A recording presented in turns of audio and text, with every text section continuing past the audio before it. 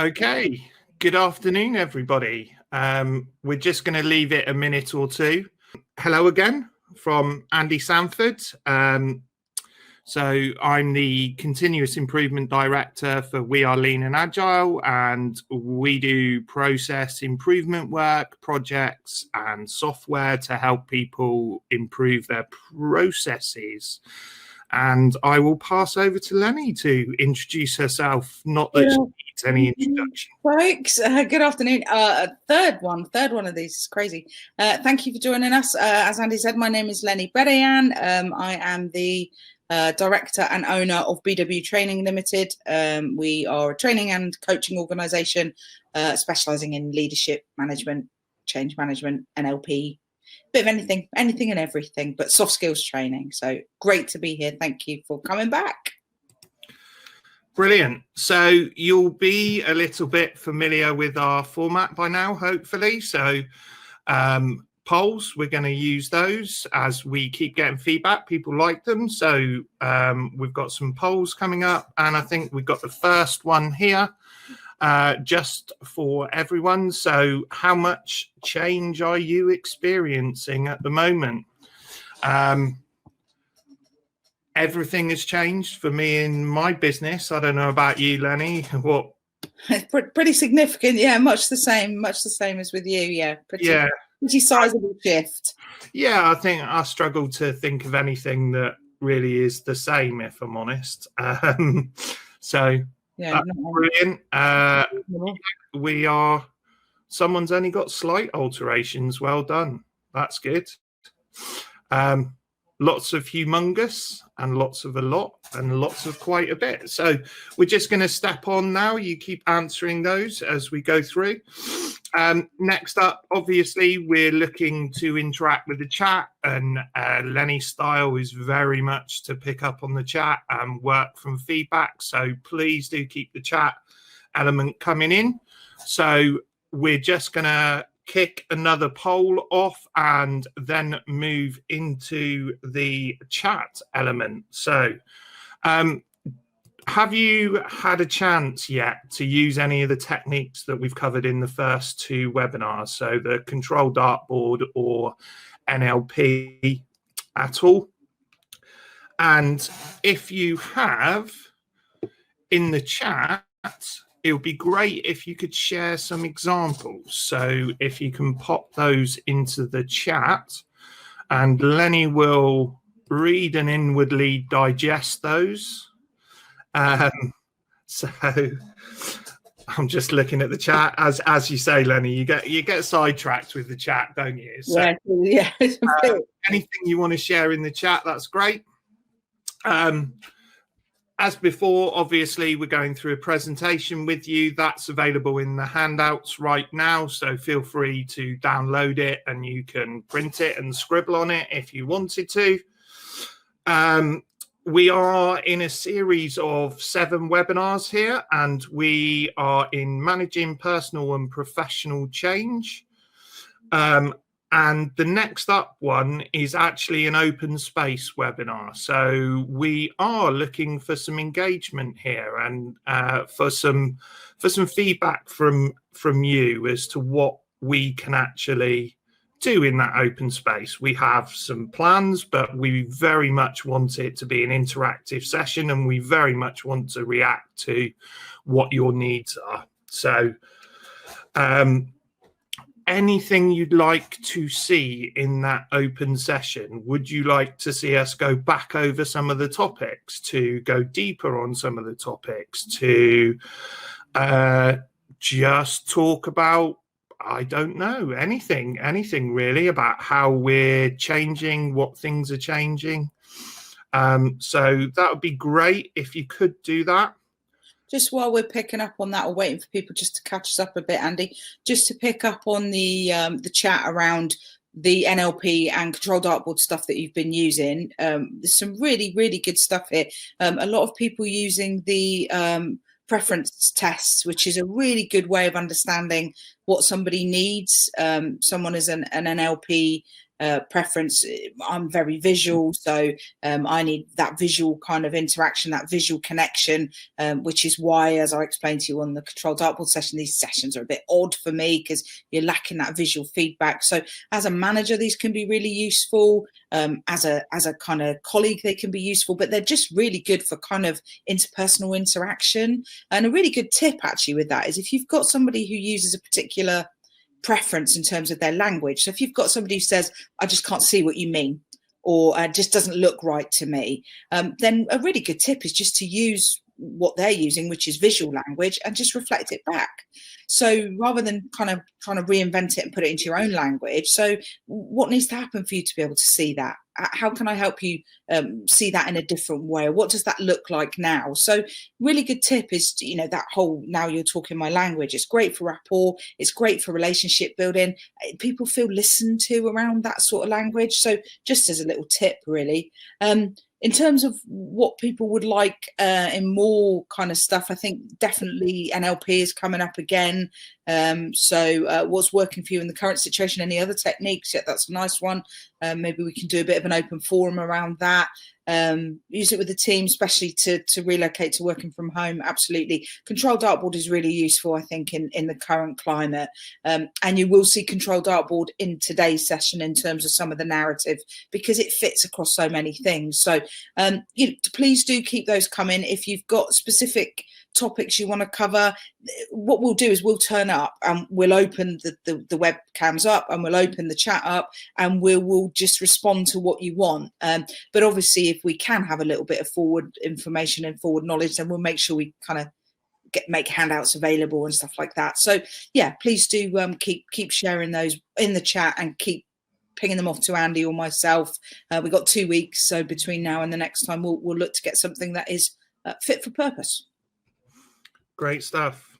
So without further ado, over to Lenny. Fabulous. Okay, so I've done Andy a bit of a kipper here because as you can see, I've changed the language. Oh, that's an interesting one. Sorry, just noticed that. Imposter syndrome. I definitely want to pick up on that. So if we can make a note of that, Andy, that might be quite useful. I think for those of you in management roles, mentoring roles, that imposter syndrome stuff is huge. But I would say it can be huge on a personal level too. So it doesn't just have to be I feel an imposter as a manager or as a professional, but actually as a new mum, as someone working in a different environment, as a father with undue pressures or different responsibilities. There's loads of stuff around it. So yeah, definitely we'll pick up on that one, Suzanne. Thanks for that one. So as you can see from my opening slide, I've changed the title slightly, purely and simply because I think it's always interesting when we talk about change and managing change. As you know from one of our workshops, or I think we've called the whole series, Shift Happens.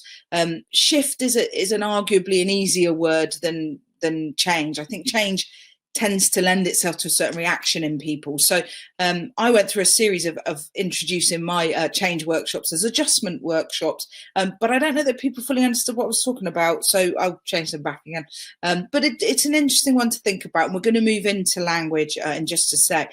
Before we do anything today, much like last time, please do bear with us with the slides. There is one slide in particular that is very complex and has a lot of stuff going on it, and poor old Andy's got to try and keep up with me. And that's never easy at the best of times. So do bear with us if we lose ourselves a little bit. So thinking about the word adjustment, one of the best tips around language is advice on the next slide, which is to watch your language, to be mindful of the language that you're using. Now, by that, I don't mean effing and jeffing. You know, if you're angry about something, crack on. And any of you that know Andy and I, who are both trying very hard to be not potty-mouthed on live Tinterweb, will know that in real life, we are terribly potty-mouthed. I'm not talking about that type of language. I'm talking about the type of language we use to create our reality. So if you remember last time when we looked at NLP, we talked about actually what is the language I'm using? How am I saying what I can and can't do? What am I deleting? What am I telling myself is true? So in terms of watching your language, how you language change can have a big impact on your experience of change. So if we move on to the next slide, I want to just cover with you the one word at the top of this slide, which is something we call presuppositions. Now, apologies, I think the lady's name was Amy, Andy, the lady who's trying to make notes as I'm talking. Yeah. Name? Amy. Oh, we don't need any more on this slide for now, mate. I just want to talk through presuppositions. I'm apologising to Amy in advance because I'm going to tell you what the definition of a presupposition is, and it's a little bit wordy. So I'm going to repeat it a couple of times. So if you want to pop the next line up, Andy, that will give us the narrative. So a presupposition, in terms of language, is something that has to be true in order for a statement to make sense. So just give you a second on that, and then I'll explain what I mean by that. So something that has to be true in order, thank you, Amy, in order for a statement to make sense. So let's try this one out a little bit. Those of you that have children, you use presuppositions all the time. You just probably don't call them presuppositions. So let's give you an example of a fantastic linguistic presupposition. If you were to say to your children, do you want to do your homework before we have tea or after we have tea? What has to be truthful in that statement for it to make sense to that child? What does that child have to accept as truthful for it to make sense? So let me repeat the statement. Do you want to have your, do you want to do your homework before we have tea or after we have tea? Now, this is the painful silence where Andy and I have to bite our tongues and wait for you guys to catch us up. So, well, I can chip in there. It's got to be that the homework is going to get done. Oh, absolutely. And what else is implied within that? So do you want to do your homework before we have tea or after we have tea? Absolutely. Thank you, Helen, that it will happen. Yeah. What else is implied in that? I like the fact you're all picking up on that you are going to do your homework. Absolutely. There is also, what else implied in that? Tea is somehow linked to the doing of homework. Choice, fantastic. Well done, Helen. Yeah, choice. We've given a choice. Well, what we've given is a choice of our making. Any of you that have ever done sales training or kind of negotiation stuff, you know, you give your options, don't you? And then you give the sense of, well, that person has a choice. So yeah, those of you that have partners, really good one. Are you putting the bins out now or are you putting them out later? Either implied within that is that, yeah, I like that one. That's a really clever one. Implied in my do you want to have your do your homework before or after we have tea is that children don't drink coffee. I like that. That's very lateral thinking, that one. So yeah, there's some interesting ways in which we can use language, and of course one of the biggest exponents of using language in presupposition language in really, really unhelpful ways is the very wonderful Mr. Donald Trump.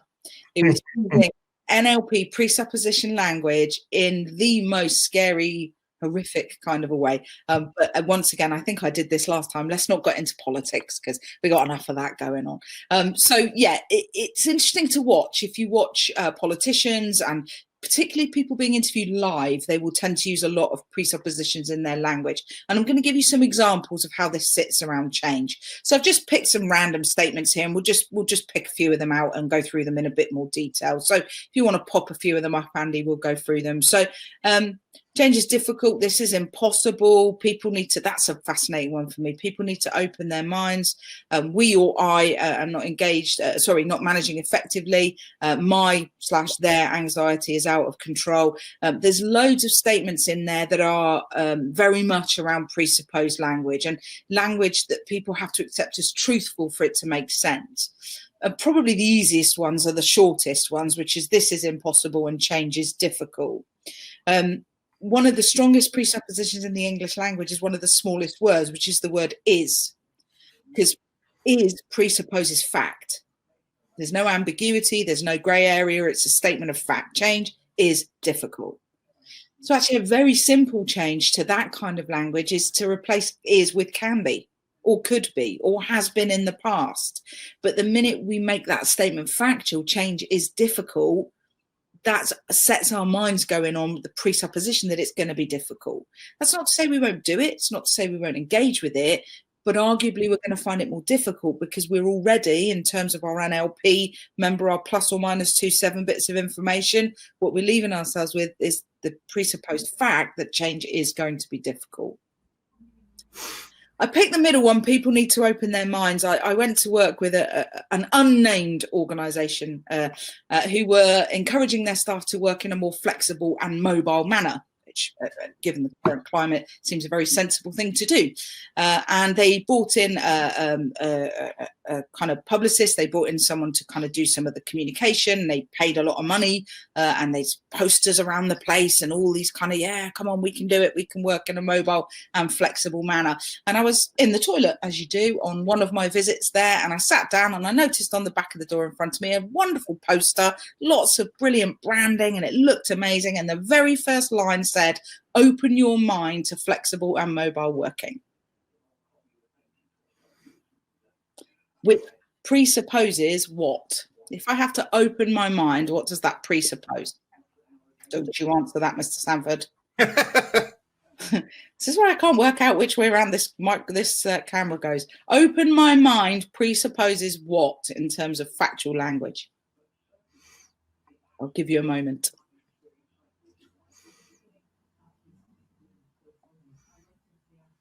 Absolutely.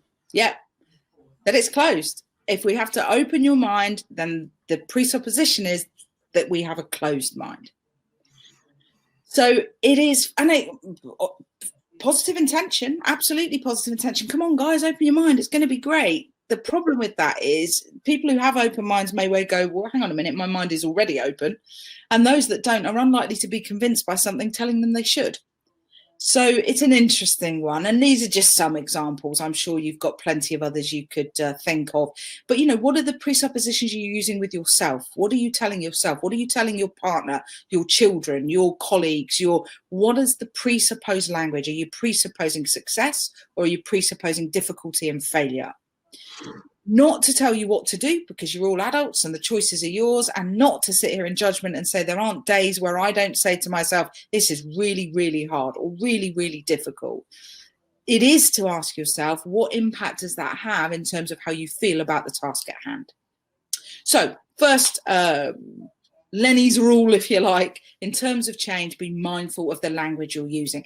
Those of you in a work and professional context come into this webinar, particularly those of you in managerial positions and leadership positions, what language are you using with people when you're talking about change? Those of you in parenting roles, what language are you using with your children when you're talking to them about change? So regardless of what position you're in, being mindful of the audience around you and what message they're going to take from your language is really, really important. Now, I'm not suggesting that we should all go around using what one delegate once told me sounds very much like shopping channel language. Shopping channel language is, oh, isn't it wonderful that we're all going to experience this wonderful shift in our dynamic, and we will all wonderfully reflect back on the journey on which we've traveled, blah, blah, blah. We have to have some realism with what we're talking about. But remember, your reality may not be somebody else's, and something that you found difficult, they may not. So the minute you use that language as your presupposed fact, that is what it becomes. It becomes, if nothing else in language, a presupposition of a factual piece of information. There's loads of stuff around presuppositions. NLP is founded on principles of presupposition. And again, if you want more information, please do get in touch with Andy or myself and we'll send it through. But very simply, what is the language you're using? Grand. Thanks, Andy. So let's move on and have a think about your challenges in terms of what you are saying is difficult, is hard, is impossible. Just very quickly, again, just have a quick look through your polls. So what are the challenges that you're kind of dealing with? We've picked remote working as a particular example, but it could be something else. So it could be, parental or a kind of more personal kind of reflection. So whatever you think, whatever your challenges are, just have a bit of a flick through that one and give us some feedback on your poll when you can. Just remember, Lenny, I've got to get this bad pun in. Remember, the devil is in the Dettol. That's my presupposition. Yeah. Oh dear. From the great leader that is Donald. Yeah, let's not go there. Although I did see somebody saying, I was just thinking about him. Yeah, some really interesting presuppositions. And we could get into it because there's a whole school of thought around leaders and how leaders use language. And if you think about some of the kind of most horrific leaders, how have they got thousands and millions and millions and millions of people to believe them, to follow them, to vote for them. How do people do that? Well, very often it is rhetoric and language and how they go about using those things that they have to influence people. So I think I said this to you on the NLP course, on the NLP webinar. A lot of this stuff can be used very powerfully and in very positive ways, and unfortunately it can be used in the other way too. We want you to be using it in the most positive way, of course. So it's quite interesting. The personal motivation one is coming out. Really? So, we were both having a discussion before the webinar about how we were struggling a little bit today, and personal motivation and getting yourself up for it was okay. Well, let's sorry to interject again, Andy. Let's put a live poll now. We talked about imposter syndrome. I think there's definitely some relevance for that in our open forum. It might get a bit bitty in the open forum, but I want to cover as much as I can in the hour that we've got. So what about personal motivation then? Is there something for you guys around how do I get myself up for it? What is it I need to be doing? Now, obviously, there's a lot around controlled dartboard and NLP, and that will help some of the thinking, but is there something explicit that we can do around that? So just while you're thinking, Helen, in answer to your question, you've said this is the first webinar. Do we have the previous webinars? Absolutely, yeah. We've got controlled dartboard and videos on NLP as well. Andy, I'm guessing you could ping those out to Helen? Yeah, they're actually in the handouts, a link to where all the webinars sit, plus the previous ones. So you can just go and get them on demand. So the previous two are there on demand. Just sign up. And also for the next slot, we've still got another 4 after this one. So So self-motivation, someone's saying would be good. Yeah. Because we can link it to imposter syndrome, actually. What impact does imposter syndrome have on my motivation? So there is some kind of tenuous, but definitely, even if we did 15, 20 minutes on imposter syndrome, 15, 20 minutes. Yeah, that's an interesting one, Stephen, around goal setting. I think, I could be wrong, Andy.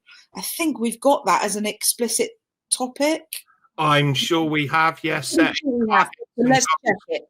If we haven't, Stephen, we can definitely do a bit around something we call a well-formed outcome. I'm hoping we've got a session on it because it really is, in terms of motivation, it's a huge motivator. How do I set myself goals? How do I keep myself kind of structured? Yeah, because as Helen's just said, lack of structure sometimes can be a bit, throw you out a little bit. So there's some really interesting, some new names here that I'm not recognising from last time. So if this is the first time you're joining us, thank you for joining us. And please do look at the other stuff that is available. So, all right, let's crack on then, Mr. S. Yeah.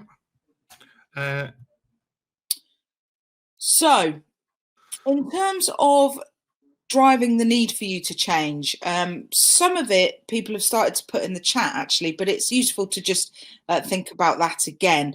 So maybe rather than the kind of elephant in the room, which is obviously the coronavirus and its impact, maybe we could kind of try and crystallize it down a little bit. So what is the need for you to change? Obviously we have the driver around, most of us can't physically or being advised not to physically go into our places of work. So that in and of itself is change.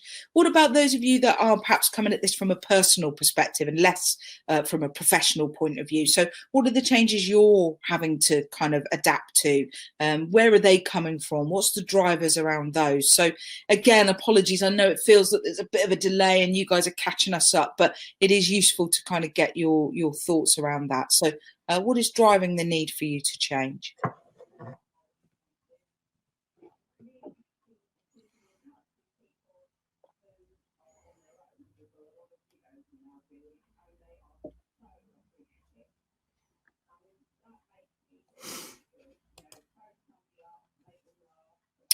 And yeah, maybe we can go on to the next one, and that's fine, because that is the dialogue. We're going to pick that up when we look at the change cycle. But yeah, how much of what you're having to experience is a choice you would make? M&A. I have to explain that one. Hyde, sorry. M&A, not sure about that one. Not being able to interact with people in the usual way. Changes in work in practice. That's interesting. Oh, legislation. Absolutely. Oh, wow. So pre-virus, I changed job role and needed to have a new sense of purpose. crikey, that's a hell of a driver. Moving towards retirement, managing work from home, yes, with children and reduced demand. That's interesting. Sorry, typed too early. It's okay, Heidi, you are working from home with children. So I think the fact that you typed at all is quite impressive. There's a lot around kind of being driven, although the umbrella is around coronavirus, there is a lot of that sits underneath that is much more individual. So I'm sure there are some of you that are having to homeschool children. Well, you never signed up to be a teacher. I think, there's a load of these motivational things on Facebook about, if you don't learn a new skill by the end of this, you were just lazy. Sorry, I don't subscribe to any of that. I subscribe to these are unprecedented times. And if you need to sit in front of the telly for a day and that's what you need to do, crack on. We're going to look later on at some of the simple wins that you can do around managing change. And one of the biggest ones is just give yourself a break. This wasn't what you signed up for. This wasn't what you cut out for. This wasn't your normal working day. So sometimes it's just being able to go, do you know what? It's okay. That's okay. She says, with having no children. How much of what you're dealing with is in your control? Some of the individual things you've talked about may be in your control. So things around managing work from home. I'm not saying that's in your control, but there may be some influence around that. Working with a young child around absolutely is challenging. Are there ways you could? So some of it is about, for example, Stephen's example of heading towards retirement. Well, age being as it is, you can't change that. That is going to happen. What you might be able to influence is what happens from where you are to when you retire. That is within your gift. So when we're looking at goal setting, which we will do either as an explicit session or as part of the next one, we talk a lot about, we start any goal with what is in my gift. Because if I start to formulate a goal around something I cannot control, I'm just setting myself up to fail. If I can't change it, then my goal is never going to be achieved. So we'll look at that when we look at the explicit goal setting stuff. Okay, we can move on, Ernst. Thank you all. So this is a big one for me. You probably heard me say this is one of my favourite coaching questions. I definitely mentioned that on the NLP course. What impact is it having on you? What impact is feeling this way having on you? In terms of, cope with the changing landscape, reduced demand, increased expectation in terms of parenting. It might be some of you are volunteering in your community, and what does that mean? I think one of the big elephants in the room that we haven't sort of articulated out loud is, for some of us, and I put myself in that category, the fear of what is out there. It is unprecedented. Somebody said to me, if you knew there was a murderer wandering around, you didn't know who it was and you didn't know where they were, you just wouldn't go outside. So it's, these are really scary times. And I think for a lot of people, that is how people feel. And that's okay. Again, that's okay. It's about, how do I move myself through that emotional cycle? And we've got some really good tips and techniques on that, which we're going to be looking at. I wanted to quickly cover off with you something that it has done a lot of research around, actually. And if you're a researcher and you like to kind of look into things in a little bit more detail, again, I would argue those of you in managerial positions, this is really useful. The headline we're looking at is something we call Change in the Psychological Contract. And I wanted to cover it with you because it has a massive impact on what we do and how we do it. So we got that headline, Andy? Did I put that? There we go. So changes in your psychological contract. What do we mean by psychological contract then? We all know what we mean by employment contract. We've all signed them. We all know I come in, they pay me this salary. That's what I get. I get X amount of holiday, etc. What we might not understand is the psychology behind a commitment. And that's not just about a work commitment. So we all have psychological contracts with our partners, with our children, with our teachers of our children, with our friends, with our neighbours. Psychological contracts are kind of unwritten, almost promises and expectations. And they are things that are implied rather than explicit. So by that, if you think about coming into work, you expect certain terms and conditions. You expect to have a desk. You expect to be able to park. You expect some of the reasonable things that are implied within going to work for a company. And it's the same as a parent. As a parent, part of your psychological contract is not to be teaching your children. That's the psychological contract you make with the school. That's what they do. We don't do that. Now, it's not written down anywhere, but there is an implicit expectation that that is what will happen. So if you think about some of the things that you've written in terms of the things you're dealing with or the things you're finding challenging, ultimately, a lot of it is a massive change in your psychological contract. You're having to parent children, school children that you weren't doing before. You're having to work from an environment that you're not used to. You're having to make your home your office for a lot of you, which for some people is really blurred lines.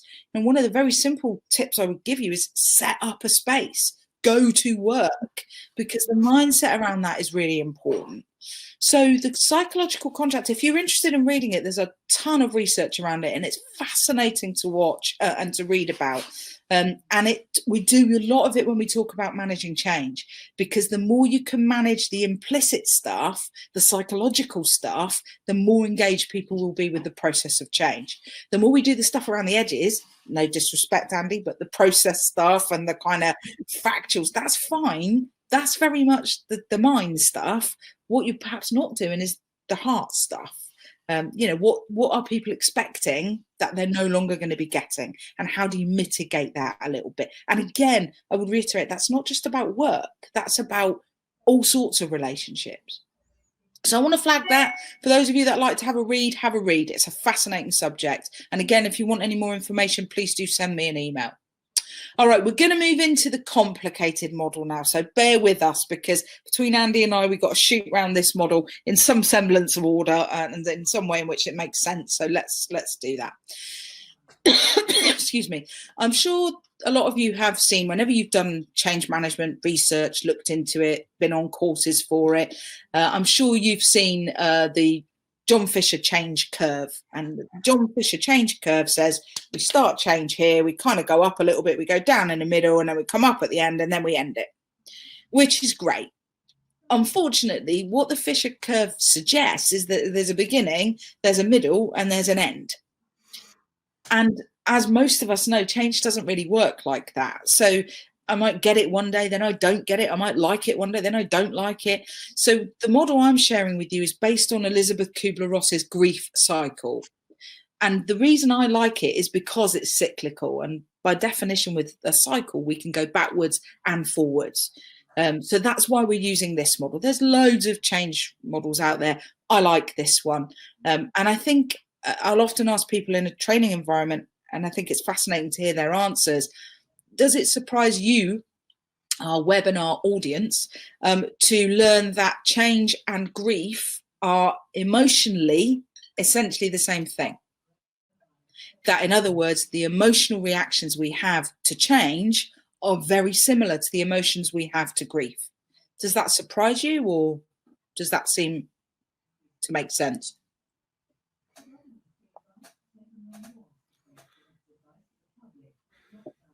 Makes sense to me, because I've done your courses before. Yeah, not at all. Doesn't surprise you. And of course, any of you that have experienced grief will know that it is one of the most significant changes that you can go through. So it does make sense. It is about loss, as Angela says. It's exactly about loss. What's fascinating for me, and we wouldn't do that. We would do this in a lot more depth on a proper change course. But I'll often talk to delegates about the difference between voluntary change and enforced change. So if you think about voluntary change, we tend to assume, well, it's voluntary change, so it's got to be good. We've got to enjoy it. It's got to be a good process. Why else would we be doing it? The problem with the voluntary change is it can still go wrong. There's still anxiety associated with that. It is still, by definition, a sense of loss, because it's taking away that which we knew. So I like this model because it's a really good way of reflecting on actually the whole process of change, whether it's voluntary or enforced, or kind of something I want or something I don't. It's still going to create some emotional responses. So we'll start at the top of the model. As you can see, we'll start with the cognitive response. So when change is first mooted, or when we first know about change, the first reaction we will tend to have is we'll think about, well, what does that mean? So I'm going to use the obvious one. If you think about 6 months ago, maybe a little bit more, we didn't really know much about coronavirus. We sort of saw it on the news. We knew it was happening over there. We saw hospitals going up. Now, I'm not suggesting everybody is this black and white, but, you know, it was sort of over there, wasn't it? It wasn't really much to do with us at that point in time, because it wasn't much to do with us at that point in time. So in terms of our thinking process, the likelihood is the first thing we went to is the next stage on the model, which is denial. Well, it's not going to affect us, so it doesn't really matter. We'll watch that little bit, but then let's move on to everything else that's relevant at home. And you often see this process with change, so that people deny, and that by denial it doesn't mean la la la la I don't want to do this. It could be, I've had people say to me on all sorts of courses, and I do a lot of work with local government. Any of you that work in local government will know how ironic this next phrase I'm about to state is. I've had people saying to me on courses, we've been through our restructure. Well, that's that then, because as Andy's reaction would suggest, it's very rarely a restructure and now we're done. So the denial bit is kind of about just status quo. I'm going to stay where I am. I don't really need to do anything different, and therefore I won't. And from a performance point of view, and by performance I don't just mean outputs, I mean behavior, I mean life. We're not really going to see any difference in someone, because as far as they're concerned, nothing's changing.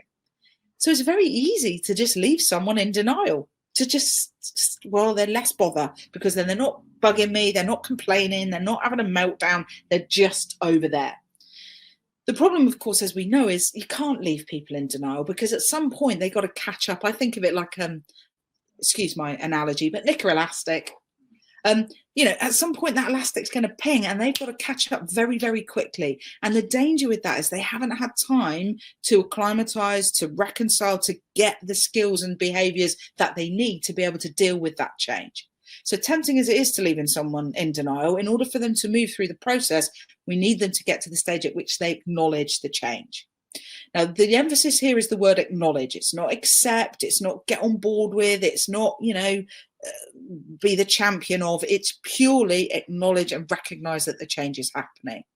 So at some point we need to get and help individuals, or indeed ourselves, to get from that stage of denial to acknowledgement. So if you think about, when it first hit our shores, we had to acknowledge it. It was there. It was on our doorstep. We could no longer think it was something that was happening, as somebody said on the chat, in movies. Suddenly it was real, and we had to acknowledge it.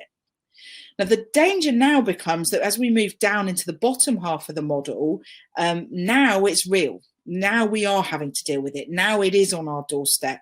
And this isn't just about coronavirus. This could be about anything, small change or significant change. But what will happen as we acknowledge the change is we then have to deal with that cognitive process. So it's here. What does that mean for me? How do I feel about that? How do I react to that? So what you're likely to see at that change is at that point is a significant change in someone's behavior, because at this point you will see what we call a confusion and reacting stage. Confusion and reacting is, what does this mean? How am I going to deal with this? So if you think back, those of you that have been perhaps working from home for, was it 4 weeks now? Maybe a little bit, I don't know. Anyway, whenever it was, how did you feel on day one of that? For those of you that are parenting your children for the very first day, how did you feel on day one?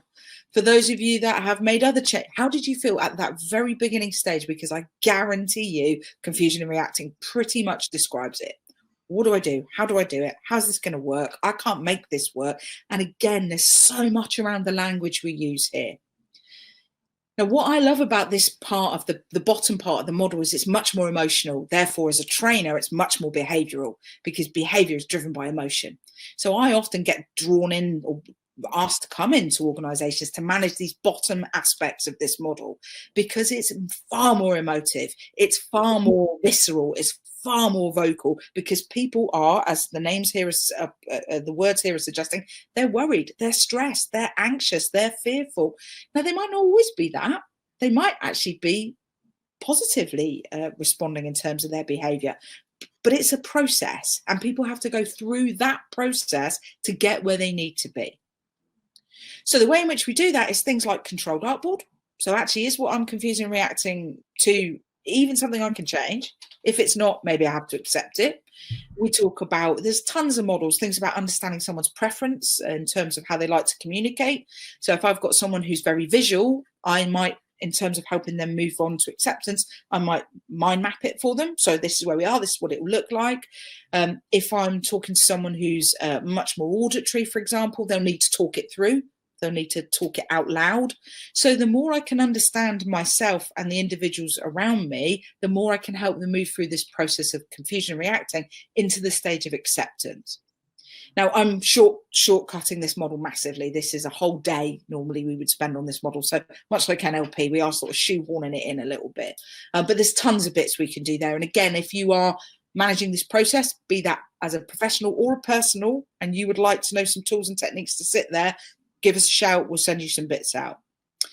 Now, the acceptance, confusion, reacting, acceptance comes to the bottom part of the model, which is a far more, as I've alluded to already, emotional response. Because at this point, I'm no longer denying change. I'm having to deal with it. I'm having to adjust. I'm having to learn what this means for me, my family, my friends, my colleagues. So what you do sometimes see at the point of which of acceptance is that actually people can't accept it. They won't accept it. And if I'm working with organizations around managing change, very often when we get people to this stage in the model, they will leave the organization. Now, often when I say that in training, people go, oh, crikey, bring you in and everybody leaves the organization. Well, there's an element of that. Yeah, I think sometimes being external, you can rattle cages that perhaps internally you're not able to do. But also for me, it's my duty of care. You as managers, you as parents, you as colleagues and friends have a duty of care to the people in your care, whether they're friends, loved ones, whoever they may be. And actually, sometimes the right thing for someone to do is to go, is to leave, is to change. I had a lady on a course a while ago, and she said my organisation was making changes that just didn't sit with my value set. We were being asked to do things, to cut corners, to shortcut the service that I just couldn't get on board with. And she said I could have stayed and I could have become a saboteur or angry or just gone along with it just to get paid. And she said I just couldn't. I couldn't accept it, so I left. And I would argue that's the right thing for that individual, and definitely from an organizational point of view, the right thing for an organization. The problem for a lot of us at the moment is if we get to the stage of acceptance and we can't accept it, we haven't really got a lot of choice. No. Not really anywhere to go at the moment. So that's why coming back to Stephen's point about setting goals is really, really useful. It might be my goal is, what am I going to do in 3 months' time when all this is finished? 3 months, 6 months. If you listen to my mother, who I'm sure is still with us, she'll tell you it's at least a couple of years. And she may well be right. I'm not suggesting she's not. What I'm saying is sometimes having goals that sit beyond what's happening now can help you to accept what's happening now. One of the main models that sit with confusion and reacting without question is controlled upward. So if that's where you would say you are at the moment, dump everything, get a load of Post-its, write it all out and use your controlled up. So if we move forward, what we need to get to and what aspirationally we're looking to get to, because what we're dealing with confusion and reacting and denial is past orientation, how things were or how they perhaps are currently. What we're not doing is looking to how they're going to be. So as we move through the confusion and reacting acceptance stage, we move into, through the emotional domain at the bottom of the model, we move into the testing stage of the model. Now, testing is about trying out new ways of working. So for those of you that started working from home on day one, how different is it now? What's the technology like? How are your Zoom meetings working? For those of you that were parenting, sorry, I keep saying that. I'm hoping you're always parenting. For those of you that were teaching for the first time as parents, what's the routine like now? How have you got into some sort of structure? Because in testing that out, you're now creating your future, how things are or how things are going to be as opposed to how they were. So testing is essentially trying out new ways of working, trying out new things. Now, both these bits still sit, sorry, I think I must have messed up the slide. At the bottom of the slide we should have, and it'll come up at some point, emotional response. There we go. So testing still sits in the emotional stage. Now that surprises a lot of people because they go, well, why would it be emotional to test new things out? Why would that be a problem? Well, the problem, of course, is when you're trying something new, there's a chance it might not work. There's a chance not only might it not work, it might go horribly, horribly wrong. Now, the danger then is if you've managed to schlep yourself all the way around this model, you've gone through controlled dartboard, you've had a word with yourself, you've tried out new ways of working, you've tested them all out, and then something goes wrong, and this is why I like this model, you may end up, sorry, Andy, we need that arrow all the way back, you may end up going all the way back to denial. Oh, I knew this wasn't going to work. I told you it was rubbish. Don't know why they're making us do this. These flipping teachers sitting at home, lording it up. A lot of people mentioned having problems with connection. So, you know, and I know a lot of people are having those problems. And all of a sudden, like you say, you're right back to that stage of going, no, it's not going to work, is it? This is rubbish. This is a waste of time. And then, unfortunately, what we've got to do is go back through the process again. What I would argue is the more aware we are of where we are in the process and the tools we used last time, arguably the quicker we can move through the process. So just to be mindful that you can go backwards and forwards on this model in a day, in an hour.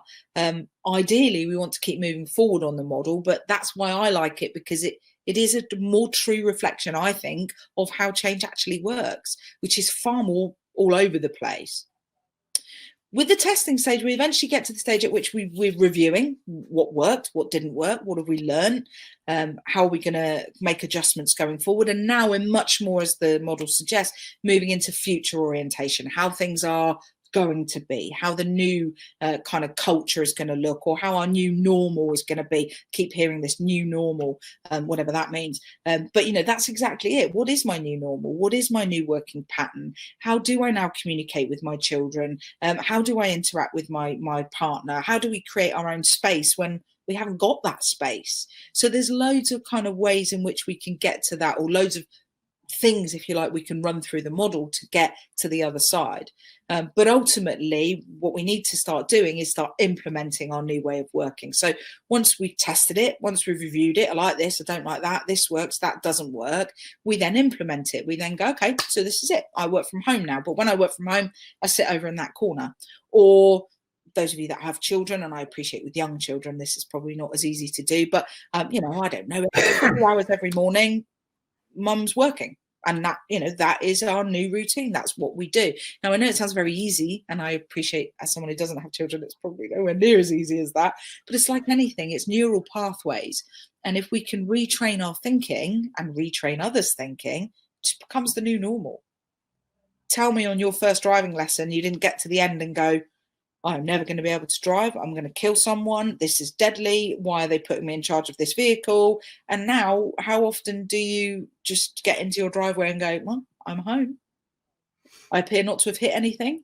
I appear not to have damaged myself or anyone else. I couldn't tell you what direction I came. I couldn't tell you any traffic lights. Muscle memory has got you home because you've done it so many times. So implementing becomes our implemented way of working. This is our new culture. This is how we now operate. So I'm trying to keep an eye. So, okay, that's interesting. Yeah, it took a week to harmonize, someone was saying.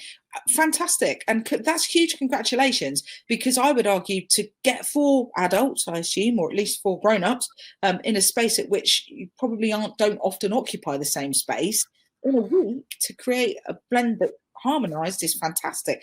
What I would say is the more explicit you can make it, the quicker that can happen.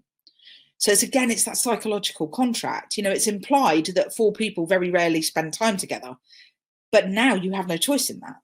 So now you have to kind of comply with that completely blown out of the water psychological contract. What does that mean? How's that going to work? What's that going to look like? I think for those of you that are self-isolating on your own, you know, think about your psychological contract. You've had connections, I'm sure, with other people. You go out, you go to coffee, you go to choir, you go to whatever it is you do. You keep yourself busy and occupied because you choose to. Now, unfortunately, you may not be having that choice. So your psychological contract, your implied relationships are not there. So how do you create a different kind of environment? Or how do you connect in a different way? So implementing, there were tears along the way, I bet there were, but we got there. Implementing then becomes our new normal. The problem with implementing is it's very easy to go, well, there we go, we're done, sorted. We've had our restructure. We're in, using Helen's language, harmony now. That's it. We've accomplished it. The problem with that is it's very easy to become complacent and just go, well, that's it and we're done. So the best way to avoid complacency, won't shock you, is more change, is to go back through the process of change. One of the things I talk about a lot, whether I'm talking about this with individuals in terms of coaching or organizations in terms of culture, is that change should be evolutionary, not revolutionary. There is a real kind of lurching from change to change, and that they're big and huge and significant, and they create a massive reaction in people. So a very simple technique for those of you that manage people is to have a heading on every single one of your team meeting agendas that says change. And even if there's nothing to say, you say nothing, but you have it on that agenda every single week, because then we're talking about change as part of our business or part of our lives or part of our everyday circumstance, rather than something that we just do in times of crisis. So you've got the model. Again, if you want to check anything out with me, ask me any other questions or need further information, just ping us off an email. So in terms of what can be useful then along the way, there's loads of things. I noticed people on here talking about mindfulness. Yes, very much so. Mindfulness, meditation, hugely helpful. I would argue NLP and understanding the principles of NLP. But if we look specifically at what can be helpful in terms of managing change, sorry, Karen, we call this the change cycle, and it's based on Elizabeth Kubler-Ross's grief cycle. I don't know, I've never actually tried to Google it. I assume you could Google it, but if you have any problems, give me a shout. You'll have a copy in the handout, of course. So if we want to go on to the next one, Andy, we can look at what are some of the things that could be useful. We've said already, do acknowledge that things are changing. Not always easy, and not every day. Some days you just want to go I don't want to know, not interested. Hide your head, do whatever you want to do, just get away from it all, because that's okay too. But at some point you will need to acknowledge that things are changing. Doesn't mean you have to accept them, you just need to acknowledge them. Okay. We've said already, again, sorry, a lot of this I've already said. Any change can cause stress. Voluntary change can cause stress, because you could argue with a voluntary change, if it all goes wrong, who's to blame? So arguably, voluntary change potentially would be more stressful than enforced change. But it's definitely something that we don't necessarily recognise, that actually even voluntary change can create stress, can cause stress. So just be mindful of that. I think this is a biggie, regular schedule. And that's why, coming back to Stephen's point about goal setting, that's really important. I touched last time on this with you guys. I think that I have a little to-do list that it involves two things, one thing around the house and one thing for the business. And that's my every day, that's my routine, that's my regular schedule, but also regular in terms of timings of things. You know, when do you get up? When do you go to bed? Just try and keep normal as possible. Seek support. As a coach, of course, I would say that, but as a friend, I would say it. As a daughter, I would say it. As a wife, I would say it. You know, lean on the people around you, because it is important that we connect. There is a danger sometimes in change where we should arguably connect more, that actually what we do is we internalize and we become more introverted, and we do also unfortunately become quite self-centered. So it's kind of what do I need to do? But actually connections and connectivity in terms of managing change is really important. Oh, hello, someone's knocking. I don't know what that's all about. Crikey. Don't know what happened there. I just pressed something, so hopefully I haven't cut everybody off or anything. So yeah, structure, really important, regular communication, but support too. You know, don't overlook. I would say for those of you that are key workers, or indeed for anyone, I'm offering pretty much our coaching sessions for free. You know, just give yourself a break, give yourself an hour to think about you, to invest in you, whomever that's with. Write down the positives that have come from this change. There's loads for me. You know, if I think about, and Andy will attest to this, 6 weeks ago when we started talking about, I didn't want to do any of this, did not want to do it, wasn't remotely interested, had no desire to do so. But actually for me, there's been loads of positives. I've been far more proactive with the whole side of the business that I've never really involved myself with, which is the marketing and the PR and the logo. Didn't even have a logo 6 weeks ago, folks, believe it or not. Rubbish as it might be, it's still a logo, and I'm still very proud of it, Mr. Sanford, before you start flagging it off. Thank you very much. So, you know, what's come out of it that's positive for you? And it might seem trite, but, you know, connection with relationships, connection with family, connection with your children. You know, you'll never get this time back again. It's the weirdest thing, but it could be the most wonderful too. What else have we got? I have to remind myself here. I like this one. Reflect on times at which you felt this way before and what did you do then? One of my favourite coaching questions. So I'll often get people come to me and say, I just can't do this. Can't do it, or I'm not confident, or I don't have the ability. And one of my favourite questions is, when have you felt this way before and what did you do? What were the resources you brought to bear? Because 9 times out of 10, our experiences are not brand new. We've had some point of reference in the past. So what did you do? How did you manage it? What were the resources you had then that you could call on and utilize now? And it's recognizing, as I said to you on the NLP website, without getting all cheesy about it, you are your best resource. You are the best resource you have. So kind of what is it that you can use that you have? And, somebody said webinars, absolutely. Webinars, books, research. It's all about muscle memory. The more you do something, the more it becomes normal. It becomes how you do things. So reflect on what you've done well. What else have we got there? Yeah, this is a good one. I said this to you last time. I'm Greek. Apologies. I'm going to correct myself. I am Armenian. Apologies.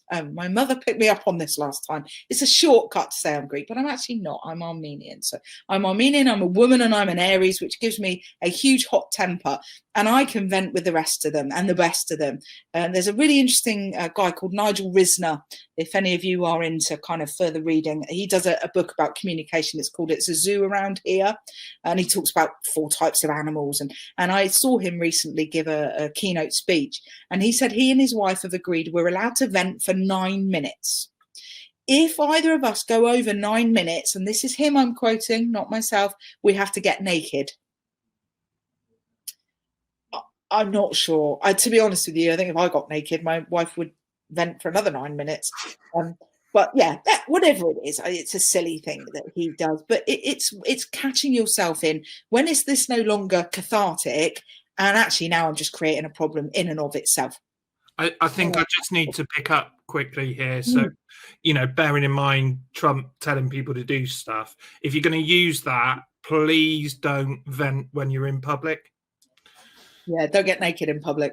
You can get arrested for that sort of thing. So I'm led to believe anyway. But yeah, I think it is mindful to be aware of venting. Actually, someone's put here, we'll make team meetings interesting. I actually think it's really healthy to start a team meeting with a rant, because it clears the decks. It's cathartic. It gets, we think about controlled dartboard. Certainly when I use it within organizations, the first thing I do is I say to people, moan, whinge, bitch, complain, get it off your chest. Because if we don't do that, it's not going to go away. It's still going to be there. And actually, all you're doing is losing credibility as a manager. Oh, not the naked bit, but putting the time limit. Yeah. Sorry. All you're doing as a manager is losing credibility by going, everything's fine, isn't it? Let's just crack on with the meeting. So yeah, why not put an agenda item that says, what's got you goat? What's annoyed you? What's paddled your canoe? And words to that effect. So then to a point. Yeah. Okay. What else? The last one, I think, on this one. Oh, no, sorry, there was one after this. Back away from social media. I have never in my life, I'm not the generation that's massively into social media, but I am into it and I use it. The false news and the kind of hysteria that's created around social media, frankly, is just scary.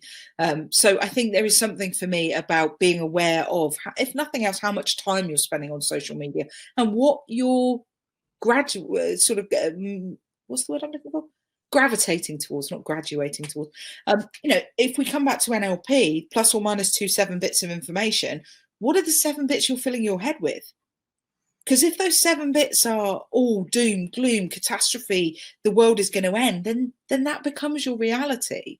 So actually just challenge yourself around that. Actually, is this true? Is there other stuff? Is there other messages out there? Are people recovering? Rather than just be aware of the emphasis on social media. And the last one, I think, is one I've already covered, which is give yourself a break. And if that means giving yourself a break by letting yourself be miserable, letting yourself be unhappy, letting yourself have a bad day, do it, and do it some more.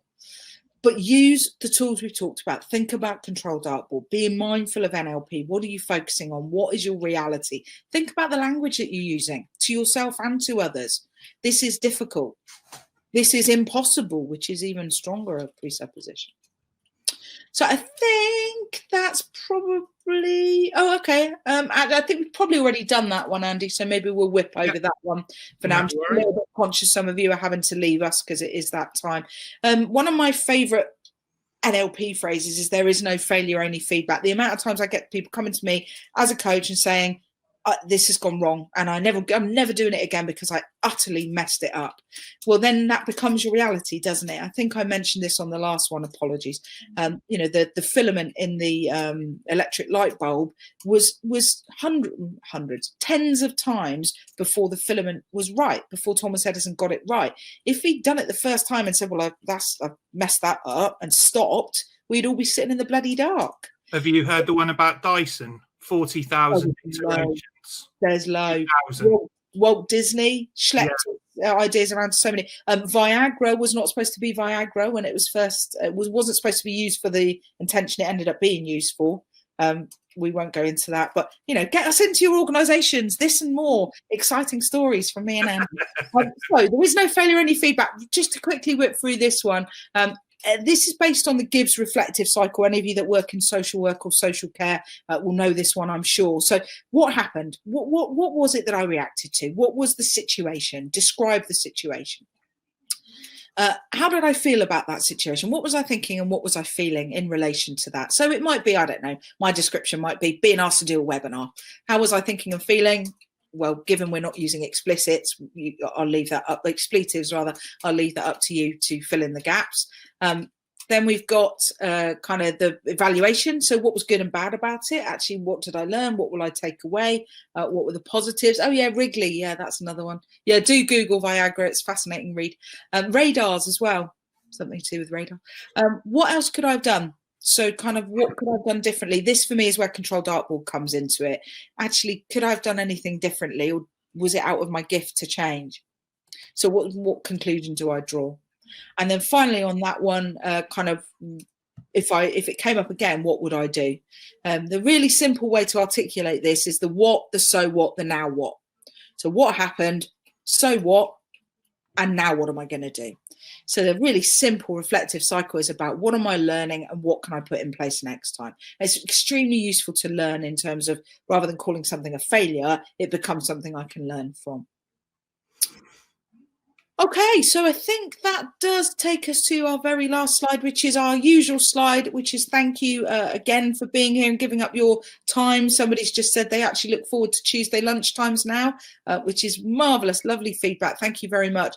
I would say it's hard to keep up with the chat stuff, and much as I don't like to admit it, I am a huge egomaniac and massively all about attention.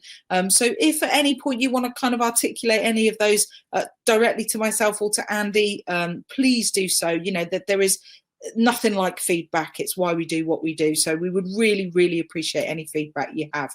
And I think that's probably me. Remember, in the next 2 weeks, we've got your open forum. So, ping us off some emails, challenge us, see what it is you want to do with that. Definitely, we've got imposter syndrome and we'll do some stuff around motivation. But if there's anything else, do let us know. All right, hand you back to Andy. Brilliant. Thank you, Lenny. That's amazing. Margarine's another interesting one for something that wasn't created for what it's used for now. Just to let anyone know, bit.ly link, storytelling and data. We've got a fantastic professor who literally wrote the book about storytelling and data visualization. So if you or any colleagues are interested in that and would like to potentially win a copy of his book as well, do join that webinar. It's next Tuesday. So in the break between these next sessions. And thank you, as always, so much for your time. Thank you, Lenny, for the wonderful stuff, as always. And we'll see you next time. And thank you for turning up. Thank you for listening.